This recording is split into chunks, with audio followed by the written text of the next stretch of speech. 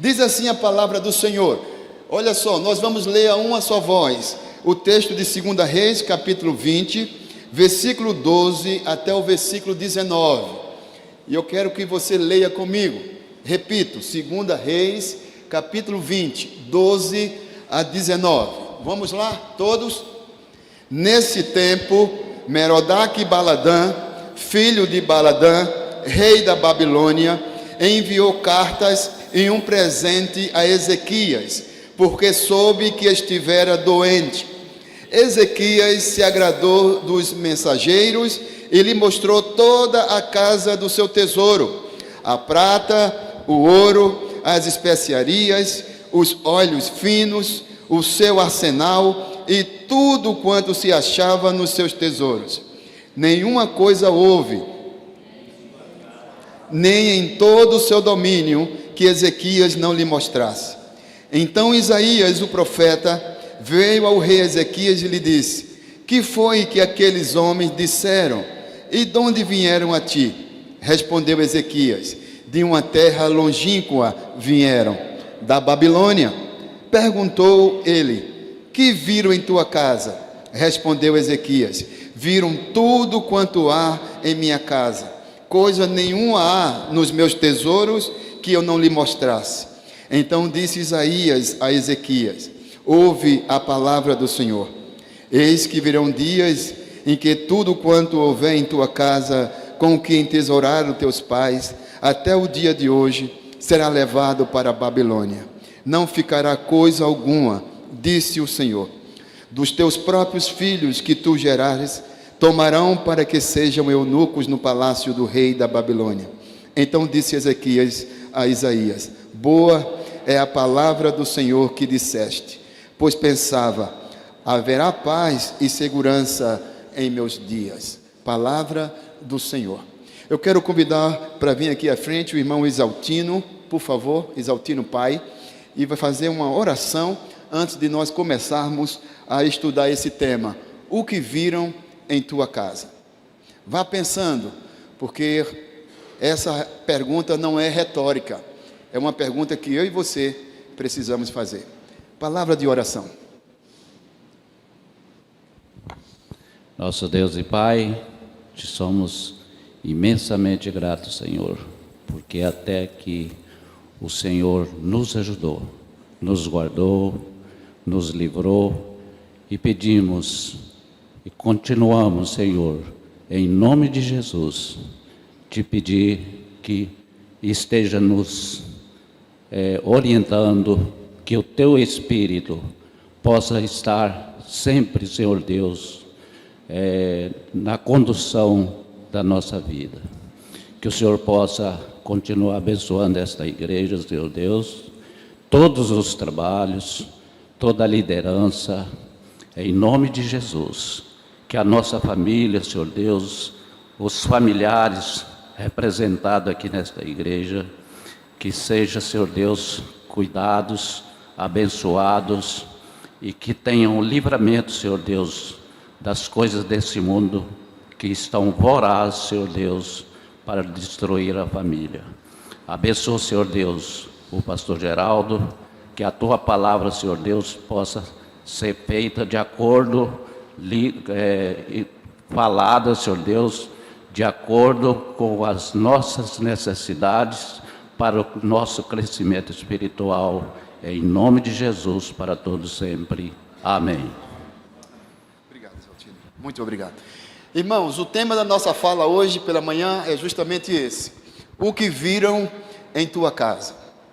Nos momentos de festa, nos momentos de alegria, nos momentos de vitórias, no momento de prosperidade, no momento de uma certa harmonia e harmonização nas nossas casas, temos uma tendência a afrouxar a vigilância.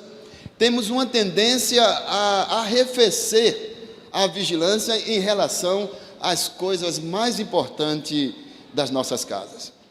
Quando alcançamos, por exemplo, uma bênção material, nós temos uma tendência a expandir para as pessoas, para que todos tomem conhecimento. E às vezes não é tão sábio fazer assim. O texto que nós acabamos de ler é uma sequência do capítulo 20, do versículo 1, que você não vai entender os versículos que nós lemos sem antes você ler os primeiros versículos do capítulo 20. Então eu quero trazer à memória com você o capítulo 20, versículo 1. Dá uma olhadinha aí na sua Bíblia, acompanhe. Diz assim: a doença de Ezequias e a sua cura maravilhosa. Naqueles dias, Ezequias adoeceu de uma enfermidade mortal.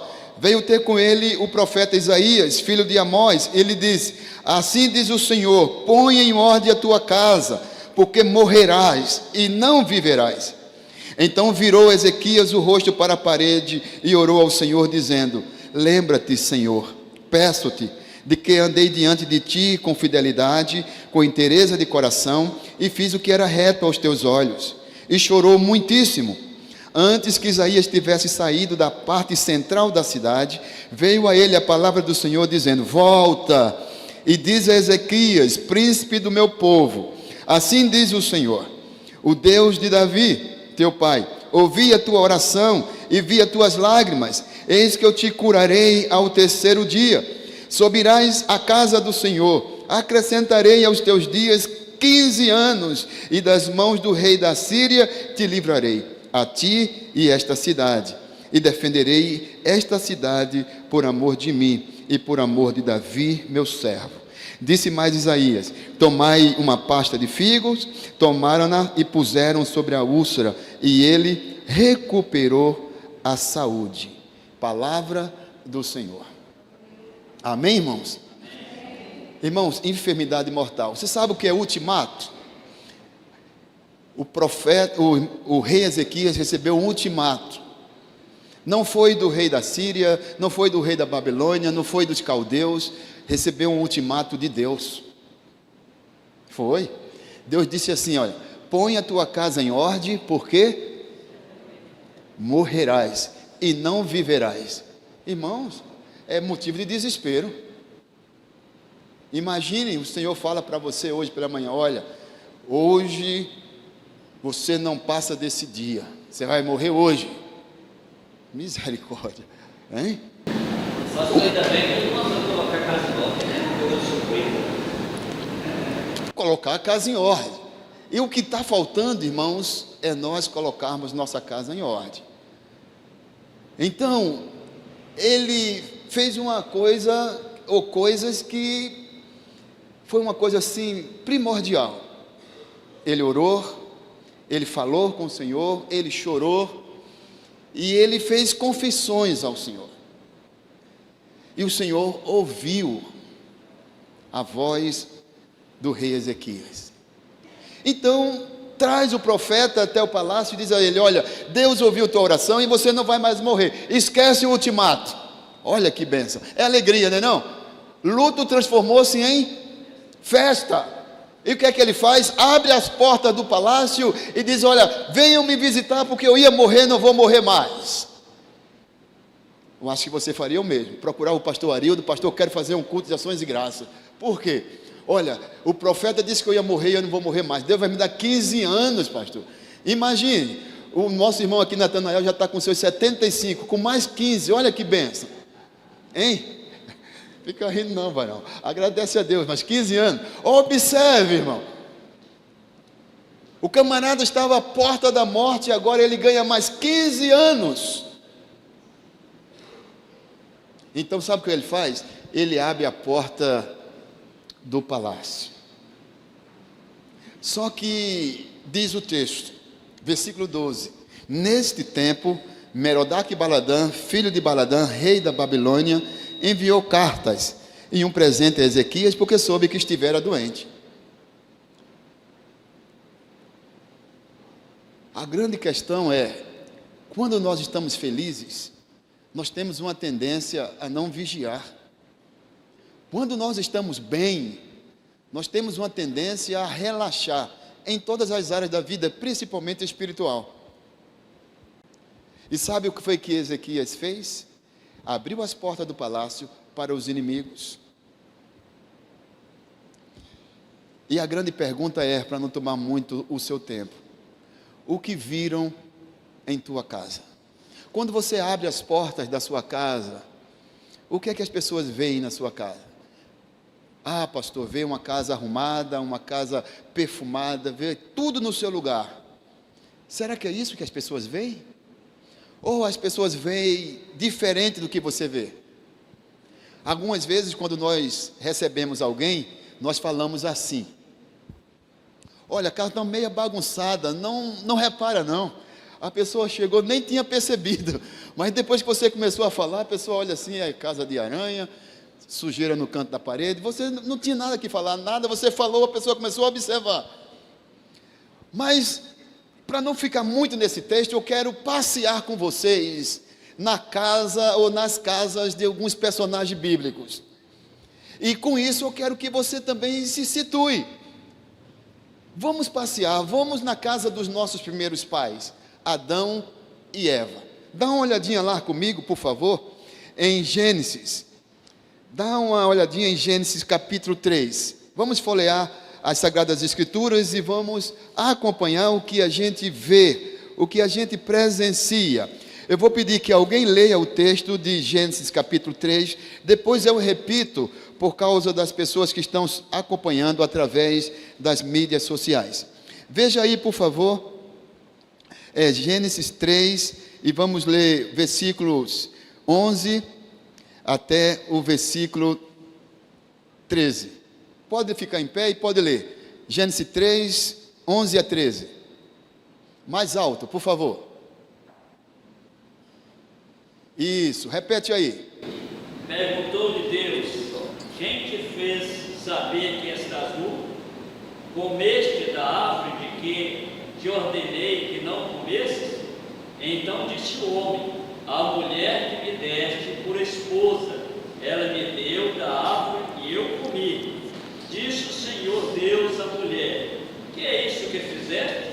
Respondeu a mulher: a serpente que me enganou e eu comi. Obrigado, irmão, muito obrigado. Observe que ele diz aqui, no versículo 12: então disse o homem à mulher, a mulher que tu me deste por esposa, ela me deu da árvore e eu comi. Sabe o que Adão está fazendo? Botando a culpa em Eva, ou seja, transferência de culpa. Qualquer semelhança é mera coincidência se isso acontece nas nossas casas, tá bom? Adão chega para Deus e diz assim: olha, eu pedi esposa. Em Gênesis nós não encontramos isso. Deus veio a Adão e diz assim: não é bom que o homem esteja só. E lhe dá uma ajudadora, lhe dá uma companheira, lhe dá Eva. Primeiro aplica lá um sossega-leão nele, né? E depois a mulher aparece. O que eu quero dizer, irmãos, é que o que acontece na casa ou no lar de Adão e Eva é transferência de culpa. Às vezes nós não assumimos as nossas culpas, nós transferimos. O marido sai para o trabalho, deixa as crianças com a esposa. Quando chega, aconteceu alguma coisa, aí o homem põe a culpa na mulher. Você estava em casa o dia todo, a culpa é sua. Ou vice-versa, transferência de responsabilidade. Se ela errou, ele também errou. Nós erramos juntos, somos uma só carne. Não podemos transferir responsabilidades. Porque deu errado com um, não podemos transferir. Chega Adão e diz assim: a mulher que tu me deste. Botou a culpa em Deus. Ora, lógico. Alguém tem que sair culpado, né? Não é assim que a gente faz na nossa família? Alguém tem que ser culpado. Foi o cachorro que quebrou. O cachorro não pode falar, né? Então, nós precisamos entender, quando olhamos para a casa de Adão, a gente vê transferência de responsabilidade. Vamos para outra casa? Vamos na casa do patriarca Abraão. Abra sua Bíblia em Gênesis 16, por favor. Como nós não temos muito tempo, por isso precisamos correr. Então, peço que você coopere. Fica em pé, já leu o texto. Gênesis 16, 6, perdão. Respondeu Abraão a Sarai: a tua serva está nas tuas mãos. Prossegue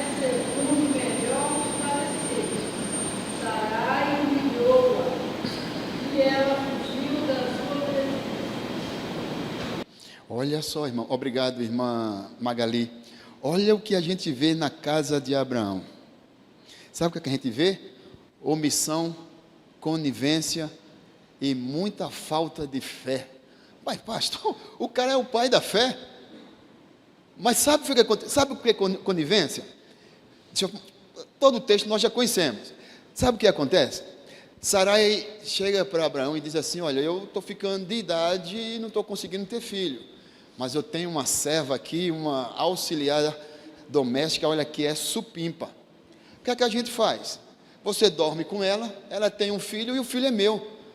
Abraão disse: não, de jeito nenhum. Foi assim que ele disse? Ele disse: venha. Ele deitou com ela. Como é que doideira? Abraão é o pai da fé, amigo de Deus. Ele chega e diz assim: olha, tudo bem. Observe o que diz no versículo 1, Gênesis 16. Ora, Sarai, mulher de Abraão, não lhe dava filhos, tendo porém uma serva egípcia, por nome Agar, disse Sarai a Abraão: eis que o Senhor me tem impedido de dar luz a filhos, pois toma minha serva, e assim me edificarei com filhos por meio dela. E Abraão anuiu o conselho de Sarai. Então Sarai, mulher de Abraão, tomou Agar, a egípcia, sua serva, e deu por mulher a Abraão, seu marido, depois de ter ele habitado por 10 anos na terra de Canaã. Ele a possuiu e ela concebeu. Vendo ela que havia concebido, foi sua senhora por ela desprezada. Olha o que começa a acontecer dentro de casa. A mulher, a egípcia, a empregada, agora disse: olha, a dama agora sou eu sou a madame aqui. Então Sara passou a ser a serva. Eu carrego um filho do dono da casa, do patriarca. Está difícil, não está? Você consegue se ver nessa situação? Não, né? Graças a Deus. Que desgraça. Você vai na casa de Abraão, parece que você só vê coisa boa, né? O pai da fé, o homem que vai lá, obedece a Deus com um cutelo para sacrificar o seu filho por obediência, seu único filho, protótipo de Jesus. Mas Abraão fez isso aqui, ó. E depois, como foi lido pela irmã, o versículo 6, diz assim, ó: respondeu-lhe Abraão a Sarai: a tua serva está nas tuas mãos. Como quem diz: agora você pode mandar ela embora, faça o que você quiser. E sabe qual foi a pensão alimentícia que ele deu para ela? Uma botija de água. Você pode ler depois o texto. E ela foi pelo deserto errante, ela e o menino Ismael. O anjo veio e disse: não, não é assim. E disse assim: olha, do jeito que eu vou abençoar a seu filho, eu também vou abençoar a Ismael. 2 nações. É o que estamos vivendo lá no Oriente Médio. Então observe, irmãos, olha o que temos na casa de Adão, olha o que temos na casa de Abraão, e vamos caminhar por outras casas, porque se isso acontece nas nossas casas, não é mera coincidência. Eu já falei uma vez, vou repetir. Augusto Cury, um dos melhores escritores lidos na atualidade, ele diz uma coisa muito importante. Ele diz assim: os sábios aprendem com os erros dos outros. Os inteligentes aprendem com os seus próprios erros. Os tolos, nem de uma forma, nem de outra. Onde eu me coloco? Onde eu estou? Você tem a resposta. Mas vamos para frente.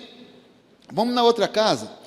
Vamos dar uma olhadinha em Josué capítulo 7, versículo 21.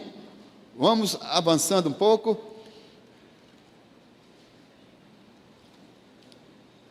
Josué 7, 21. Alguém lê para nós, por favor?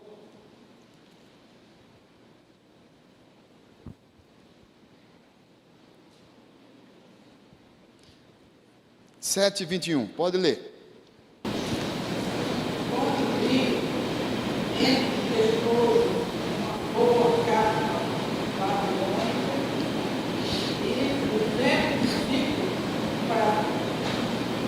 Uma barra do outro, e Deus, de 50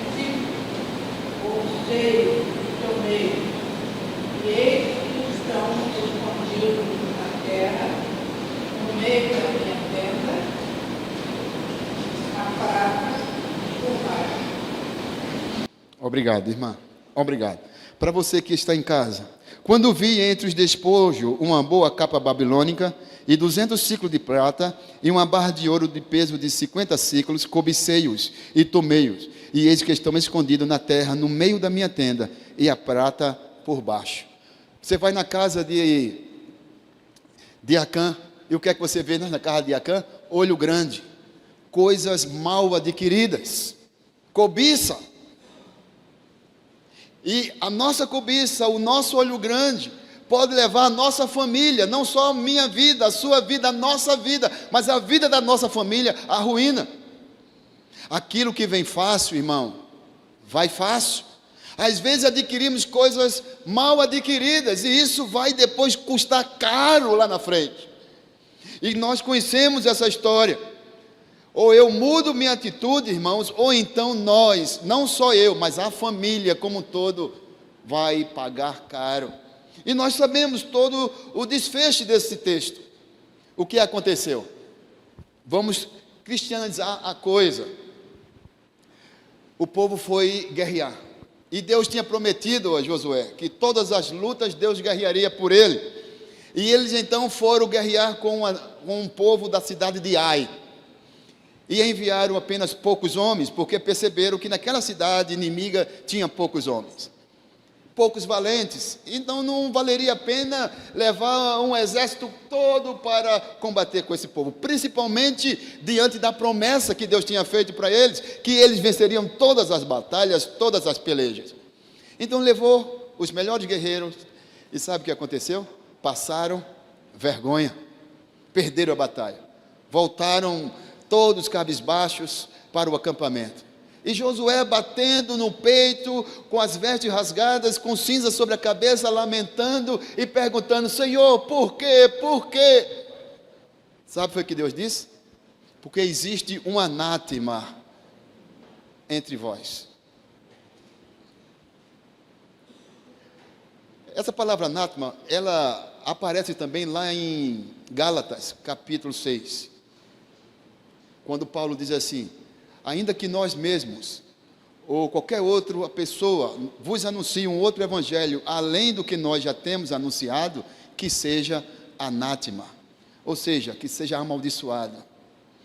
Josué, Deus está dizendo a Josué: há uma pessoa amaldiçoada dentro do acampamento.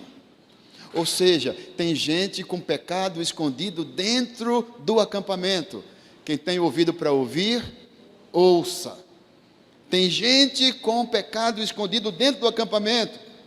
E vocês nunca vão prevalecer contra o inimigo. Vocês nunca vão crescer, nunca vão avançar se continuar assim.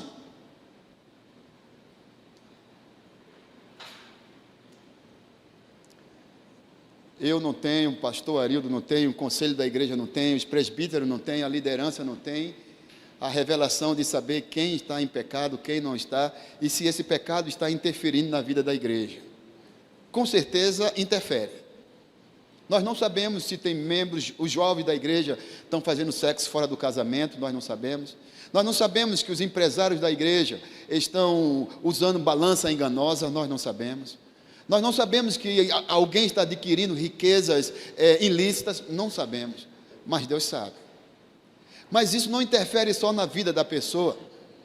Quando a polícia chega lá e bate na porta, interfere também na vida da igreja. E a gente fica perguntando assim: por que a igreja não cresce? Por que parece que tem uma cabeça de jumento enterrada? Você já ouviu essa expressão? Porque tem pecado escondido. É uma igreja séria, né, pastor? Porque uma igreja não séria, né, ela cresce com mundo. Ela incha. Porque crescimento é uma coisa vital, crescimento é uma coisa saudável. Perfeitamente. Obrigado, irmã. Mas o que acontece? Às vezes está com um pecado escondido na igreja. E não cresce a igreja. E parece que está tudo certo. Uma igreja grande, uma estrutura perfeita, bem localizada, uma igreja que tem um ar-condicionado agradabilíssimo, várias salas, uma instrumentalização de som assim perfeita, mais de R$200 de som, os melhores ministros de louvor e Nós temos na nossa igreja. Você vê o Júnior cantando aqui, hein? Júnior canta assim, né? Perfeito, levando a igreja à adoração. A sua menininha estava hoje aqui com a gente. Sempre tem gente na escala. O Hélito está aqui de volta, ainda com perna biônica, mas está de volta. Hein, Hélito? Mas o que é que acontece? Porque a igreja não cresce. Aí começamos a ter ministério da família, ministério do louvor, ministério de intercessão. Agora, no segundo semestre, vamos começar grupos familiares, vamos dar continuidade ao crescimento da igreja. Mas se tiver o pecado de Acã, não vai crescer. Pedra de tropeço. Não cresce, igreja não cresce. Às vezes os pregadores se esmeram em preparar as mensagens, os professores de escola dominical, mas as coisas não avançam. As meninas do departamento infantil preparam as lições coloridas, coisa mais linda. Os pais nos trazem as crianças para a escola dominical, os pais nos trazem os adolescentes, não trazem para a igreja, ficam diante da televisão, ficam em casa jogando videogame e depois perguntam: o que é que está acontecendo? Pastor, é por isso que nós temos que valorizar as reuniões de oração e vir para clamar a Deus, para que tire a pedra de tropeço e se porventura há no nosso meio. Mas nós sabemos disso. É lamentável que não fazemos. Mas temos que fazer isso. Diz o texto que Josué disse assim: olha, é o seguinte, como é que nós vamos descobrir, Senhor? Só tu pode revelar. E lançou sorte. E a sorte caiu sobre a família de Acã. E depois Acã disse: olha, eu vou confessar. Eu tenho um pecado escondido, eu fiz isso. E conforme foi lido pela irmã Gilda, e essa prata, essa capa babilônica está lá na minha tenda, escondida lá, e o ouro está por baixo. Riquezas mal adquiridas. Antes que dê sono, vamos para frente, vamos para outra lição. Vamos para um outro texto. O texto vamos falar em 1 Samuel 3. 1 Samuel 3, 13. Vamos na casa de Eli. Talvez na casa do sacerdote a coisa seja mais santa. Na casa dos pastores, talvez a coisa seja mais ajustada. Eu disse 1 Samuel, capítulo 3, versículo 13. Quem encontrou, leia para nós. 1 Samuel 3, 13. O que vemos na casa do sacerdote Eli. Por favor, irmã, lá atrás. Isso. Porque já lhe disse que eu mudarei a sua casa para si, iniquidade. Ele tem crescido, porque seus filhos fizeram escravos e eles são amigos. Poxa vida! Mas Deus está falando isso para um ímpio, não é? Uma pessoa que não conhece a Deus, é isso? Está falando para quem? Sacerdote Eli. Na atualidade, para os diáconos, os presbíteros, os pastores, os líderes como um todo. E diz o texto: olha, porque já lhe disse que julgarei a sua casa para sempre, pela iniquidade que ele bem conhecia, porque seus filhos se fizeram execráveis, e ele não repreendeu. O que é que a gente vê na casa do sacerdote Eli? Permissividade, falta de disciplina, falta de austeridade. Só um lembrete: na hora do sacrifício, chegava o penitente para os filhos de Eli, que eram sacerdotes também, e disse: olha, eu trouxe minha oferta. A oferta era para ser queimada. E antes que ela tivesse queimada totalmente, eles pegavam um garfo e tiravam a melhor parte, digamos, a picanha. Tirava para eles. E o penitente dizia: não, ainda não terminou o sacrifício. Ele: eu sou o sacerdote, é assim que funciona. E tirava. Eli sabia disso e não fez nada. Os seus filhos tornou-se execráveis, rejeitados, insuportáveis. Esse negócio de filho de crente, crente é algo a pensar. Observe o que acontece. Alguém já disse uma coisa muito importante: adote os seus filhos. Não é o filho dos outros, não. Adote os seus filhos, ou o seu filho, ou os seus filhos, antes que o traficante adote, antes que o bandido adote. Devemos ser austeros na nossa disciplina, no vestir, no trajar, no falar, repreendê-los, educá-los com amor, e se necessário, conforme diz Provérbios, até com vara. Observe, irmãos, na casa do sacerdote estava esta situação.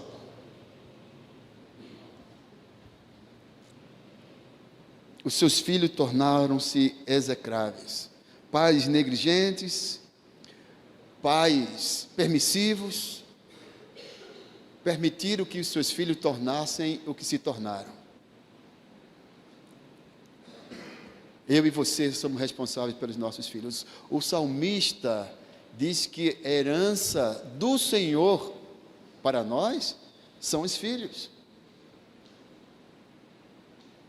Vamos em outra casa? Eu quero ir agora na casa de Isaac.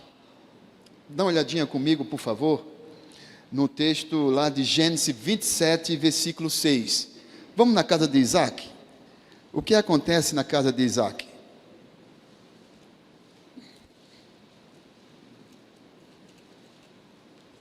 Gênesis 27, versículo 6. Alguém lê para nós?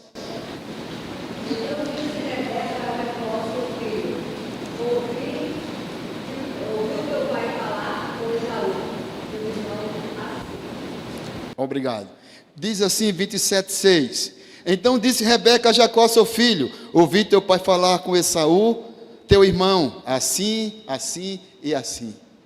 O que é que a gente vê na casa de Isaac? Complô, armação,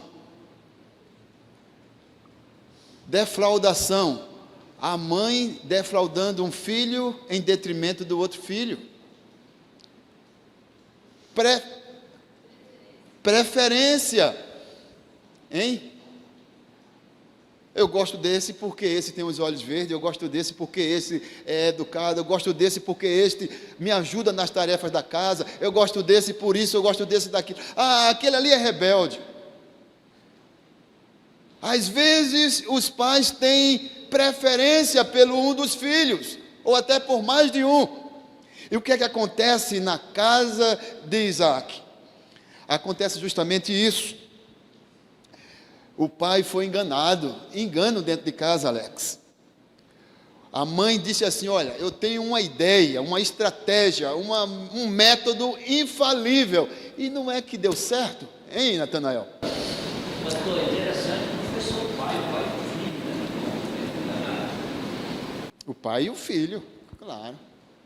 A mãe disse assim: olha, meu filho, você vai fazer o seguinte, vai lá no rebanho, pega um dos animais ali, um bem novinho, carne boa, eu vou preparar do jeito que seu pai gosta. Ele está cego mesmo, ele não vai nem perceber, e ele gosta do meu tempero. Então vamos cobrir o seu braço, o seu pescoço, com o pelo, como se fosse o seu irmão, já que seu irmão é peludo. Como é que essa mulher teve a artimanha de maquinar tudo isso, né? E foi articulando. E a mãe fez tudo preparado e disse: vai, meu filho, leva. Mas mãe, ele vai perceber pela minha voz. Vai lá, filho. Só faltou dizer assim: vai que Deus está com a gente. Deus está conosco, filho, vai lá. E o menino foi.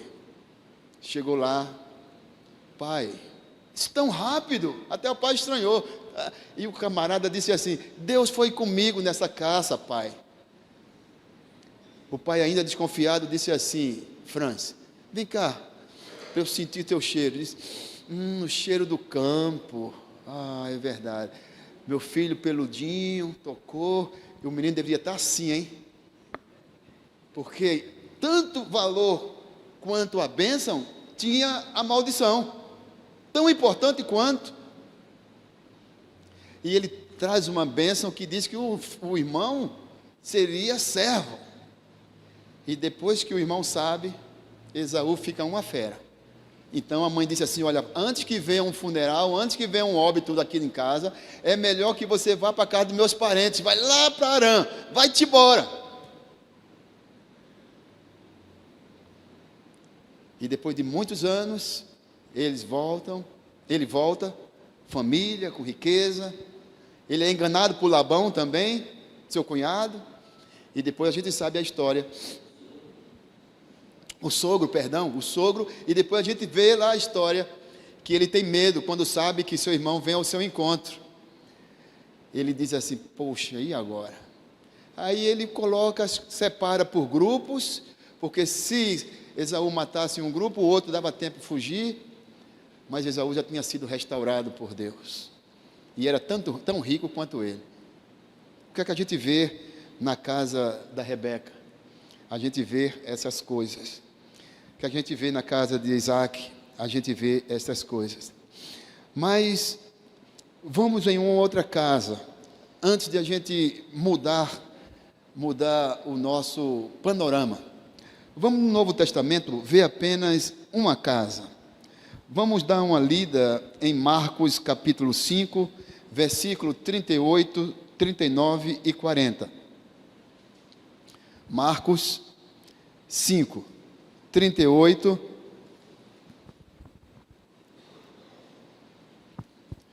39 e 40. Por favor, alguém?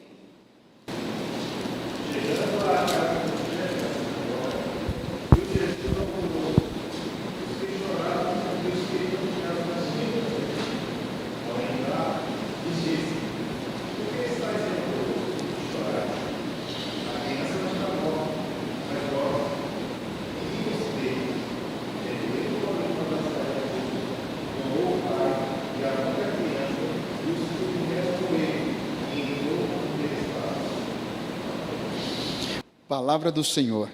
Me permita ler novamente. 38. Chegando à casa do chefe da sinagoga, viu Jesus o alvoroço, os que choravam e os que planteavam muito. Ao entrar, lhe disse: por que estás alvoroço? Porque está em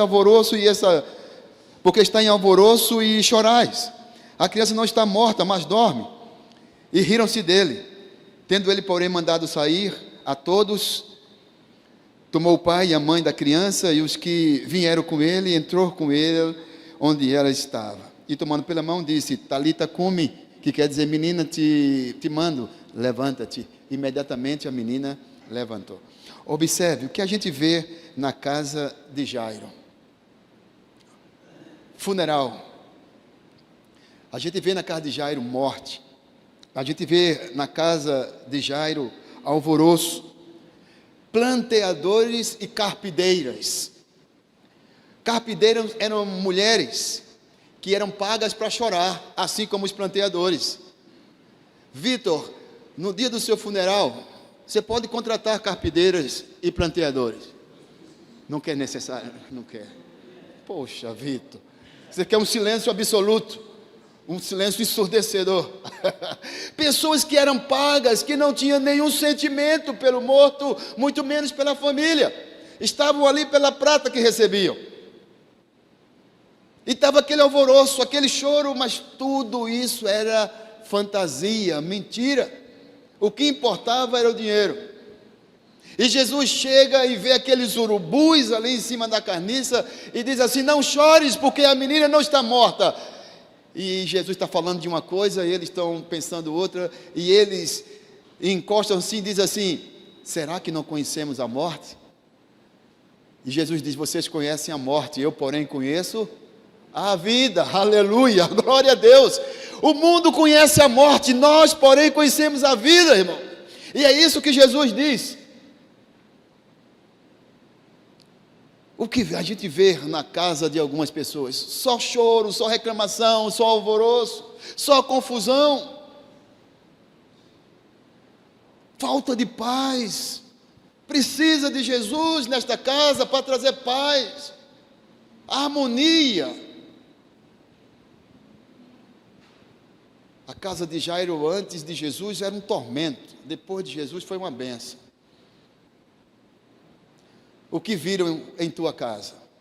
Vamos passear agora por umas casas do Novo Testamento, no sentido contrário? Isso é melhor, não é? Então vamos ver, vamos passar na casa de Jesus. Vamos lá, vamos ver, por favor, abra sua Bíblia em Marcos capítulo 2, versículo 1. O que é que a gente vê na casa de Jesus? Ele está lá em Cafarnaum, em Marcos 2, 1. O que a gente vê na casa de Jesus? Pode ler.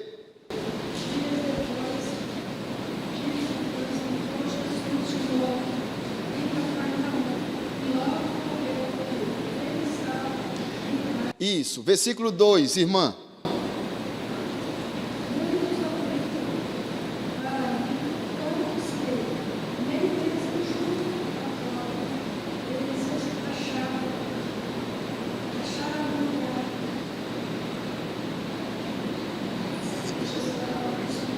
E anunciava. Muito bem, repito. Dias depois entrou Jesus de novo em Cafarnaum. E logo ocorreu que ele estava em casa. Muitos afluíram para ali, tantos que nem mesmo junto à porta eles achavam lugar. E anunciavam-lhes a palavra. O que é que a gente vê na casa de Jesus? Ensino, Bíblia. Vê na casa de Jesus um aglomerado de pessoas falando da vida dos outros? Não. Vê um bocado de gente ser paga para chorar? Não. Vê gente falando do pastor? Não. Vê gente falando de Deus, falando mal de Deus, reclamando? Não. Falando, o ministério do louvor foi muito longo hoje. Não, não fala não. O que eles veem lá é a palavra sendo ensinada. Jesus ensinando a palavra. Irmãos, quando as pessoas forem na nossa casa, elas precisam ouvir a palavra. Se alguém chegar, olha, eu queria falar para vocês, olha, é que lá na igreja, olha, aqui não se fala mal dos irmãos, aqui se ora por eles. Não, irmão, eu sei que, irmã, mas aqui é assim, não dá corda não, porque tem gente que só quer um empurrãozinho para falar mal de Deus e de todo mundo. Mas na casa de Jesus você não vê outra coisa senão um ensino da palavra. Anunciava-lhe a palavra. Falando de bondade, graça, misericórdia, paz, cura, ensinando-lo como lá em Mateus capítulo 5, bem-aventurados os que choram, porque eles serão consolados, começando a falar a palavra. Na minha casa, na sua casa, não devemos dar lugar para que as pessoas falem dos outros, senão para falar da palavra. Quer falar da palavra?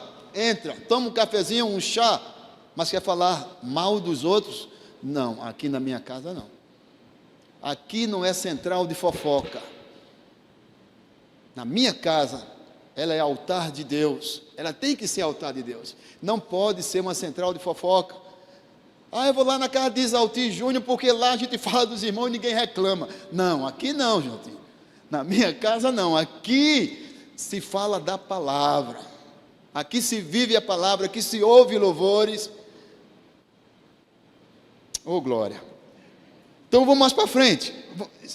Então vamos na casa de Timóteo. Abra sua Bíblia em 2 Timóteo 3,15. 2 Timóteo 3,15. Já estamos finalizando. Não queremos ser cansativos aos irmãos. 2 Timóteo 3,15. O que é que a gente vê na casa de Timóteo ou na casa de Eunice, a sua mãe? Ou Lloyd, sua avó? O que é que a gente vê na casa de Timóteo? 2 Timóteo 3,15, por favor. Desde a infância sabe as sagradas letras, que podem tornar sábio para a salvação pela fé em Cristo Jesus. Olha que coisa linda. Diz assim, e que desde a infância sabe as sagradas letras, que pode tornar-te sábio para a salvação pela fé em Cristo Jesus. Sabe quem ele aprendeu isso? Da sua mãe Eunice e da sua avó Lloyd. Sabe o que a gente vê na casa de Timóteo? Ensino da palavra, o ABC do Evangelho. Quando você resolve e se compromete a ensinar, você se esmera, Porque não se ensina só com palavras, se ensina também com a vida. E às vezes, irmãos, o exemplo é muito mais alto do que as próprias palavras. O próprio Agostinho já disse assim: evangelize sempre, se necessário use palavras. Ou seja, a minha vida tem que ser uma expressão da palavra, antes mesmo de abrir a boca. O que a gente vê na casa de Timóteo? A gente vê Bíblia. A mãe, a avó ensinando a palavra. Eu e você precisamos aprender. Mãe, vó, a nossa responsabilidade, ensinar a palavra, como cristão. Deus vai cobrar de mim, Deus vai cobrar de você. Vamos para a última, vamos para a casa de Maria. Abra sua Bíblia em Atos 12, 12, e assim a gente finaliza. Atos 12, 12. Vamos na casa de Maria. O que é que a gente vê na casa de Maria?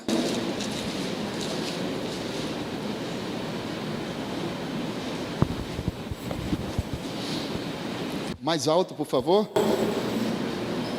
12, 12.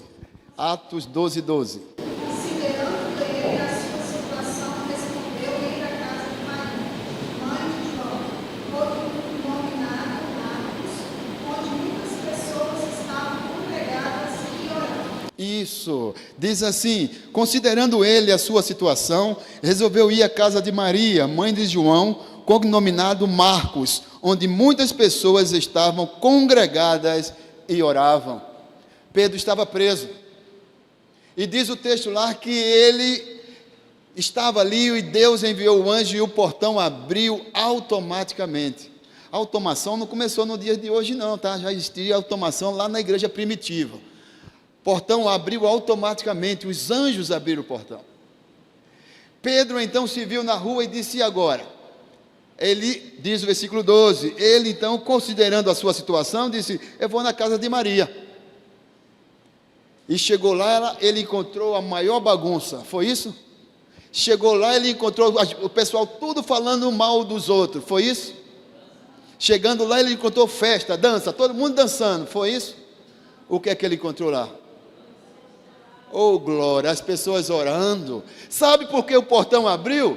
Porque as pessoas estavam orando. Oh Deus, livra Pedro daquela prisão, Senhor. Quando as pessoas vêm aqui porque foram curadas, é porque a igreja oraram para que essas pessoas fossem curadas. Você tem alcançado as bênçãos de Deus porque a igreja tem orado por sua vida. Então, quando você vai na casa de Maria, a mãe de João Marcos, aquele que saiu depois com Barnabé e depois com Paulo para fazer missões, diz o texto que a mãe dele orava. Estava na casa dele orando, as pessoas estavam ali congregadas, orando. Pergunta retórica: o que viram em tua casa?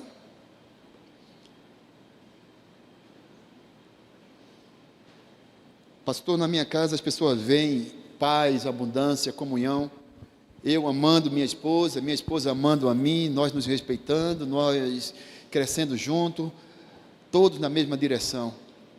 Porque eu descobri, pastor, quem vai rápido vai sozinho, mas quem vai bem acompanhado vai mais longe. Eu não quero ir rápido, eu posso ir devagarzinho, mas eu quero ir mais longe, com a minha casa, com a minha família, no centro da vontade de Deus. Que esta palavra esteja no meu coração, que esta palavra esteja no seu coração. E o profeta Isaías pergunta ao rei Ezequias: o que viram em tua casa? Ele diz: viram tudo quanto há em minha casa. Passando nas casas do Velho Testamento, a gente viu algumas casas, vimos maus exemplos. E também olhamos casas do Novo Testamento, pessoas com maus e bons exemplos. A coisa é, o que Deus, o que as pessoas veem em nossa casa. Ah, pastor, lá é uma confusão, não posso nem receber visita, porque lá está um turbilhão. Meu Deus, eu não posso nem na sua casa fazer uma visita, sabe por quê? Porque você tem vergonha, que a sua casa está de cabeça para baixo. O que é que viram em tua casa?